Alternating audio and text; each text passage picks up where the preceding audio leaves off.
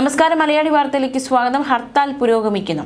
നിതിൻ രാജിന്റെ മരണത്തിൽ നീതി ഉറപ്പാക്കണമെന്നാവശ്യപ്പെട്ട് action council ആഹ്വാനം ചെയ്ത ഹർത്താൽ പുരോഗമിക്കുകയാണ്. പലയിടത്തും വാഹനങ്ങൾ തടയുന്ന സാഹചര്യമുണ്ടായി. തിരുവനന്തപുരം തമ്പാനൂരിൽ KSRTC ബസ് തടഞ്ഞ് സമരാനുകൂലികൾ. പ്രതിഷേധവുമായി എത്തിയ പ്രവർത്തകരാണ് ബസ് തടഞ്ഞത്. കണിയാപുരത്ത് നെടുമ്പങ്ങാട് ബസ്സുകൾ തടയുന്ന സാഹചര്യമുണ്ടായി. അടൂരിൽ വാഹനം തടഞ്ഞ സമരക്കാരെ പോലീസ് ബലം പ്രയോഗിച്ച് നീക്കി. കണ്ണൂർ പഴയങ്ങാടി ടൗണിലും എറണാകുളത്തും തിരുവല്ലയിലും വാഹനങ്ങൾ തടയുന്ന സാഹചര്യമുണ്ട്. കണ്ണൂരിലെ സ്വകാര്യ ഡെന്റൽ കോളേജിൽ BDS വിദ്യാർത്ഥിയായിരുന്ന നിതിൻ രാജിന്റെ മരണത്തിൽ നീതി ഉറപ്പാക്കണമെന്നാവശ്യപ്പെട്ടാണ് ആക്ഷൻ കൗൺസിലും വിവിധ ദലിത് സംഘടനകളും ഹർത്താലിന് ആഹ്വാനം ചെയ്തത്. രാവിലെ 6 മണിക്ക് ഹർത്താൽ ആരംഭിച്ചു. ഇന്ന് വൈകുന്നേരം 6 മണി വരെയാണ് ഹർത്താൽ.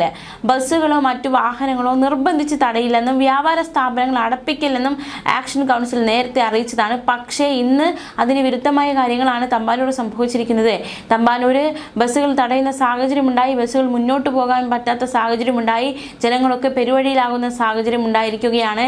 ചിലർ സമരാനുകൂലികളിൽ ചിലർ ബസ് മുന്നോട്ടെടുക്കാതിരിക്കാൻ അതിൻ്റെ മുന്നിൽ കിടക്കുന്ന സാഹചര്യമുണ്ടായി. അങ്ങനെ ഹർത്താൽ അത് വലിയ രീതിയിൽ മൂർച്ഛിക്കുകയാണ് എന്ന് വേണം നമുക്ക് മനസ്സിലാക്കാൻ സാധിക്കുന്നത്. കടകൾ തുറന്ന് പ്രവർത്തിക്കുമെന്ന് നേരത്തെ തന്നെ അറിയിച്ചിരുന്നു. കേരള വ്യാപാരി വ്യവസായ ഏകോപന സമിതി, Kerala hotel and restaurant association, Kerala textiles garments federation, Kerala steel traders association എന്നീ സംഘടനകളാണ് കടകൾ തുറന്ന് പ്രവർത്തിക്കുമെന്ന് അറിയിച്ചത്. സ്വകാര്യ ബസ്സുകൾ സർവീസ് മുടക്കില്ലെന്ന് കേരള ബസ് ഓപ്പറേറ്റേഴ്സ് ഫെഡറേഷനും അറിയിച്ചിരുന്നു. ഹർത്താലിന് 52 ദലിത് സംഘടനകളാണ് പിന്തുണ നൽകുന്നത്. എന്തായാലും നമുക്കറിയാവുന്ന പോലെ തന്നെ ബസ്സുകളൊന്നും തടയില്ല എന്ന് നേരത്തെ സമരാനുകൂലികൾ അറിയിച്ചിരുന്നു. അതുകൊണ്ട് തന്നെ യാത്ര തിരിച്ച ഒരുപാട് പേരാണ് ഇപ്പോൾ പെരുവഴിയിലായിരിക്കുന്നത്. എന്തായാലും ഈ നിതിൻ രാജിന്റെ മരണവുമായി ബന്ധപ്പെട്ട് പ്രതികളെ പിടികൂടാൻ വൈകുന്നതിൽ പ്രതിഷേധിച്ചാണ് ദലിത് ആദിവാസി സംഘടനകൾ ആഹ്വാനം ചെയ്ത ഹർത്താൽ ഇപ്പോൾ പുരോഗമിക്കുന്നത്. അവശ്യ സർവീസുകളെ ഒഴിവാക്കി തീർത്തും സമാധാനപരമായി ഹർത്താൽ ആചരിക്കുമെന്നാണ് നിതിൻ രാജ് ആക്ഷൻ കൗൺസിൽ അറിയിച്ചിട്ടുള്ളത്.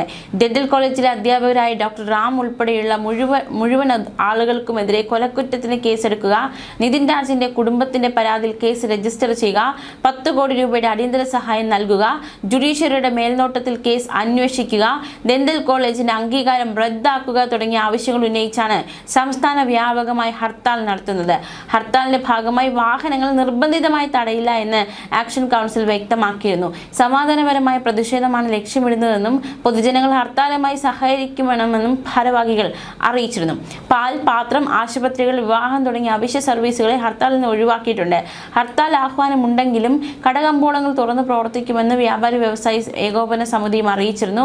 എന്തായാലും പലയിടത്തും തടയുന്ന സാഹചര്യമുണ്ടായി. പ്രത്യേകിച്ച് ഹർത്താൽ ആരംഭിച്ച ആദ്യ മണിക്കൂറുകളിൽ ഹർത്താൽ അനുകൂലികൾ തിരുവനന്തപുരം, തമ്പാനൂർ, നെടുമങ്ങാട്, കഴക്കൂട്ടം, കണിയാപുരം ഭാഗത്ത് KSRTC ബസ്സുകൾ തടഞ്ഞു. ഇവിടങ്ങളിലെ ഡിപ്പോകൾ കേന്ദ്രീകരിച്ചാണ് ഹർത്താൽ അനുകൂലികൾ പ്രതിഷേധം നടത്തിയത്. ചിലയിടത്ത് പോലീസ് ഇടപെട്ട് വാഹനങ്ങൾ കടത്തിവിട്ടു. സംസ്ഥാനത്തിന്റെ മറ്റിടങ്ങളിലും ഹർത്താൽ അനുകൂലികൾ വാഹനങ്ങൾ തടയുന്ന സാഹചര്യമുണ്ടായി. എന്തായാലും ഇനി മുന്നോട്ട് പോകുമ്പോൾ എങ്ങനെയാണ് ഈ ഹർത്താൽ പുരോഗമിക്കുക എന്നത് ചോദ്യമായി നിൽക്കുകയാണ്. ഈ നഷ്ടപരിഹാരമായി കുടുംബത്തിന് 10 കോടി രൂപ നൽകുക എന്നതടക്കമുള്ള ആവശ്യങ്ങൾ, കോളേജിന്റെ അംഗീകാരം റദ്ദാക്കുക, വിദ്യാലയങ്ങളിലെ ജാതി വിവേചനം അവസാനിപ്പിക്കാൻ നിയമം നടപ്പാക്കുക, കണ്ണൂർ SP പുറത്താക്കുക തുടങ്ങിയ ആവശ്യങ്ങളും കൗൺസിൽ ഉന്നയിക്കുകയുണ്ടായി. എന്തായാലും ഇപ്പോൾ രാവിലെ 6 മണി മുതൽ വൈകിട്ട് 6 വരെയാണ് ഹർത്താൽ പുരോഗമിച്ചുകൊണ്ടിരിക്കുകയാണ്. നിതിൻ രാജിന് നീതി കിട്ടണമെന്ന ആവശ്യമാണ് ഉന്നയിക്കുന്നത്. നമുക്കറിയാവുന്നതുപോലെ തന്നെ കണ്ണൂർ ഡെന്റൽ കോളേജിൽ ജാതി വിവേചനം നേരിട്ടു. പ്രിൻസിപ്പലിന്റെ മുറിയിൽ വെച്ച് അപമാനം നേരിട്ട നിതിൻ രാജ് എന്ന വിദ്യാർത്ഥി, പിന്നീട് ആ കുട്ടിയെ കാണുന്നത് മരിച്ച നിലയിലാണ്. ഈ മരണത്തിൽ പ്രതിഷേധിച്ച് കുടുംബത്തിന് നീതി കിട്ടണമെന്ന ആവശ്യം ഉന്നയിച്ചാണ് ഇപ്പോൾ രംഗത്തെത്തിയിരിക്കുന്നത്.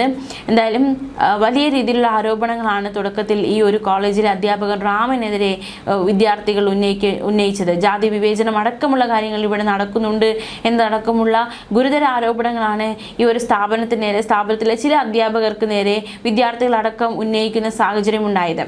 എന്തായാലും ഈ വിഷയത്തിൽ, അതായത് ഈ അധ്യാപകൻ ഇത്തരത്തിൽ മോശമായി കുട്ടികളോട് പെരുമാറി എന്നതടക്കമുള്ള വിഷയത്തിൽ സാമൂഹിക നിരീക്ഷകൻ രാജേന്ദ്രൻ പന്തളം മലയാളി വാർത്തയോട് നേരത്തെ പ്രതികരിച്ചിരുന്നു. ഇത് ഒരു അധ്യാപകനാണോ, ഇങ്ങനെയുള്ള ഒരു വ്യക്തി അധ്യാപകൻ എന്ന് പറയാൻ സാധിക്കുമോ എന്നതടക്കമുള്ള നിർണായകമായ ചോദ്യങ്ങളാണ് അദ്ദേഹം മലയാളി വാർത്തയോട് ഉന്നയിച്ചത്. അദ്ദേഹത്തിന്റെ പ്രതികരണത്തിലേക്ക് ഒരിക്കൽ കൂടി.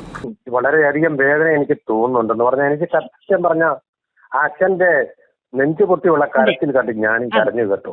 ഞാൻ ഉള്ള കാര്യം തുറന്നു, ഞാൻ സ്വയം കരഞ്ഞു കേട്ടോ. കുറെ ഏറെ നേരം വന്ന ആ കരച്ചിലൊന്നും നിർത്താൻ. വളരെ വേദനയുണ്ട്. ഞാൻ അതിനു മുമ്പ് ഞാനൊരു കാര്യം പറയാം. ഞാൻ മാധ്യമപ്രവർത്തകൻ എന്നുള്ള നിലയിൽ ഞാനൊരു വികാരഭരിതനായിട്ട് സംസാരിക്കാൻ ആഗ്രഹിക്കുന്നുണ്ട്. ഞാൻ പറയട്ടെ. കഴിഞ്ഞ കുംഭമേളയുടെ സമയത്ത് കേരളത്തിലെ ഒരു മാധ്യമപ്രവർത്തക അവരുടെ പ്രതിവാര പങ്ക്തിയിൽ പറയുകയുണ്ടായി, ഈ കേരളത്തിൽ നിന്ന് പോലും ആളുകൾ കുംഭമേളയിൽ പോയി എന്ന്.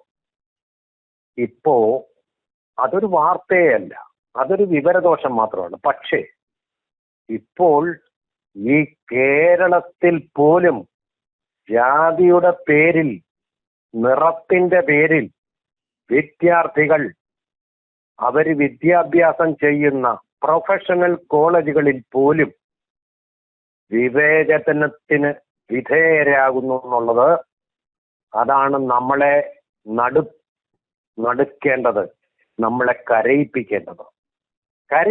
നിസ്സഹായരാണ് നമ്മൾ. അഞ്ചരക്കണ്ടിയിലെ ഈ ഡെന്റൽ കോളേജ് നോക്കൂ, എത്ര ഭീമാകാരമായിട്ടുള്ളൊരു കോളേജ്. വെള്ള പൂശിയ ശവക്കല്ലറയല്ലേ ഇത് വാസ്തവത്തിൽ. പൂക്കോട്ട് നമ്മൾ ഈ പറഞ്ഞ അതുപോലെ തന്നെ സിദ്ധാർത്ഥൻ, അവനെ റാഗിങ്ങിന് വിധേയനാക്കിയ ക്രൂരത വിദ്യാർത്ഥികളുടെ ഭാഗത്തു ഉണ്ടായപ്പോൾ മറ്റു വിദ്യാർത്ഥികൾ സജീവത നഷ്ടപ്പെട്ടവരായി, ചൈതന്യരഹിതരായി, കാഴ്ചക്കാരായിട്ട് നിന്നു. ആൻഡ്രോക്ലീസിനെ റോമിൽ സിംഹത്തിന്റെ കൂട്ടിലിട്ട് കൊല്ലാൻ വേണ്ടി ശ്രമിച്ചപ്പോൾ കാഴ്ചക്കാരായിട്ട് നിന്നതുപോലെ, അല്ലെങ്കിൽ ഗ്ലാഡിയേറ്റർമാർ തമ്മിൽ പോരാട്ടം നടത്തുമ്പോൾ കാഴ്ചക്കാരായിട്ട് നിന്ന പ്രഭുക്കന്മാര് കൈയടിച്ചതുപോലെ ഈ വിദ്യാർത്ഥികൾ നിന്നു. നിങ്ങളുടെ ഉള്ളിലുള്ളത് ഉറവ പറ്റിയ മനുഷ്യത്വങ്ങളാണ്. എനിക്ക് മനസ്സിലാവാൻ ചോദിക്കൂ, ഒരൊറ്റ ആൾക്കെങ്കിലും അതൊന്ന് ചോദ്യം ചെയ്യാനുള്ള ധൈര്യം ഇല്ല എന്ന് പറഞ്ഞ് എന്തൊരു വ്യവസ്ഥിതിയിലാണ് നമ്മുടെ കേരളം മുന്നോട്ട് പോകുന്നത്. അത് നമ്മളെ നടുക്കിയെങ്കിൽ ഇന്ന് നമ്മളെ കരയിപ്പിക്കുകയാണ്. ആ ജോലി ചെയ്ത് അധ്വാനം എന്ന് പറയുന്ന മഹത്തായ ഒന്നാണ്. അധ്വാനത്തിന്റെ മഹത്വമാണ് കാൾ മാർക്സും ഏംഗൽസും നമ്മുടെ EMS നമ്പൂതിരിപ്പാട്, തൊഴിലാളി വർഗത്തിന്റെ ദത്തുപുത്രനെന്ന് അവകാശപ്പെടുന്ന EMSഉം ഒക്കെ നായകത്വം നൽകിയ ഒരു സംസ്ഥാനത്ത് ഒരു ദളിത വിദ്യാർത്ഥിയെ അപഹസിക്കുകയും അവനെ കളിയാക്കുകയും ചെയ്യാൻ ധൈര്യം കാണിച്ച അധ്യാപകൻ, അവൻ സാമൂഹിക വിചാരണ അർഹിക്കുന്നു. സോഷ്യൽ ഓഡിറ്റ് എന്ന് പറയുന്ന പോലെ ഇത്തരം വ്യക്തികൾ സാമൂഹിക വിചാരണ അർഹിക്കുന്നവരാണ്. ഒരു സംശയം വേണ്ട. അഞ്ചരക്കണ്ടിയിലെ ഒരു ഡോക്ടർ HT റാം എന്നാണ് ഞാൻ പേര് മനസ്സിലാക്കുന്നത്. HT റാം എന്ന് പറയുന്ന ഫാക്കൽറ്റി, അതുപോലെ സംഗീത നമ്പ്യാർ എന്ന് പറയുന്ന ഫാക്കൽറ്റി, ഇവർ രണ്ടും കൂടിയാണ്, ഒരു അധ്യാപിക ഉണ്ടെന്ന് പറയുന്നു, എനിക്ക് പേരറിയില്ല, ആ ക്രൂരമായിട്ടുള്ള മനുഷ്യഹത്യ അവിടെ നടത്തിയത്, ഇവനെ വേട്ടയാടിയത്. ഇവന്റെ കൂട്ടുകാരോട് പറഞ്ഞിട്ട്, ഈ എന്തൊരു കൂട്ടുകാരവരെ ഒറ്റയാളും പ്രതികരിച്ചില്ല പോലും. എല്ലാവർക്കും ഓരോരുടെ കാര്യം എന്ന് പറയുന്ന ഒരു ജൻസിയിലേക്കാണ് നമ്മൾ മാറിക്കൊണ്ടിരിക്കുന്നത് എന്ന് എനിക്ക് തോന്നുന്നു. ഞങ്ങളുടെ കാലത്തൊന്നും അങ്ങനെയല്ല, ഒരു കൂട്ടായ്മ ഉണ്ടാവുമായിരുന്നു, ഒരു സ്നേഹം ഉണ്ടാകുമായിരുന്നു. അവനെ സ്ലം ഡോഗ് എന്ന് വിളിച്ചു പോലും, തെരുവ് നായെന്ന്. ഇവൻ ആരാ ഇത് വിളിക്കാൻ? ഈ അധ്യാപകൻ ഗുരു എന്ന് പറയുന്നവൻ ഇവനെ ഗുരുവെന്ന് വിളിക്കാൻ യോഗ്യനാണോ? അവനെ സസ്പെൻഡ് ചെയ്തു പോലും. സസ്പെൻഡ് അല്ല അവനെ ചെയ്യണ്ടേ. ഇനി ജന്മത്ത് അവനൊരു അജ്ഞാതക വൃത്തി നിർവഹിക്കാൻ കഴിയരുത്.